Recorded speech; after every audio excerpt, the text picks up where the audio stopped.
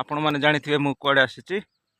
ଆଉ ଏ ବ୍ୟାଗ୍ଟା ଦେଖି ଆପଣ ଜାଣିଥିବେ ମୁଁ ତଥାପି କହୁଛି ୱାର୍କଆଉଟ୍ ଆସିଥିଲି ମୁଁ। ଦେଖନ୍ତୁ ସାଙ୍ଗମାନେ, ସକାଳୁ ସକାଳୁ ମାନେ 10ଟା ବାଜିନି, ଟେମ୍ପରେଚର୍ଟା ଅତ୍ୟଧିକ ବଢ଼ିଛି।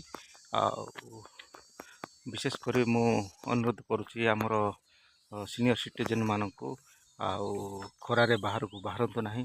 ଯଦି ବା ବାହାରୁଛନ୍ତି ଧଳା ବସ୍ତ୍ର ୟୁଜ୍ କରନ୍ତୁ, ଆଉ ପାଣି ଯଥେଷ୍ଟ ପରିମାଣରେ ପିଅନ୍ତୁ, ଆଉ ଅଂଶୁଘାତର ଶିକାର ହେବେ, ନହେଲେ ଆଉ ସତର୍କ ରହିବେ। ଆଉ ଗଛପତ୍ର ନିହାତି ଆମେ ଲଗାଇବା ନିହାତି। ଏତେ ବଡ଼ ଜଙ୍ଗଲ ଥାଇକି ଦେଖନ୍ତୁ ପୁରା ଟାଙ୍ଗରା ଭୂଇଁ କହିଲେ ଚଳେ। ଆଉ ଆପଣମାନେ ଦୟାକରିକି ଗଛପତ୍ର ଟିକେ ଲଗାନ୍ତୁ। ଅନ୍ତତଃ ଏ ଆମର ଗରମରୁ ତ ଟିକେ ଆମେ ତ୍ରାହି ପାଇବା।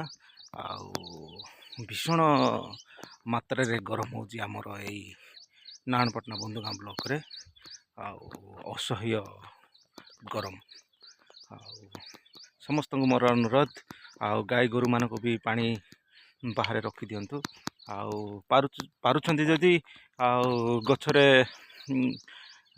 ପାଣି ରଖିଦିଅନ୍ତୁ ଚଢ଼େଇମାନଙ୍କ ପାଇଁ, ସମସ୍ତେ ପିଇବେ। ଆଉ ବିଶେଷ କରି ଗରିବମାନଙ୍କୁ ହେଲ୍ପ କରନ୍ତୁ। ଜୟ ଜଗନ୍ନାଥ।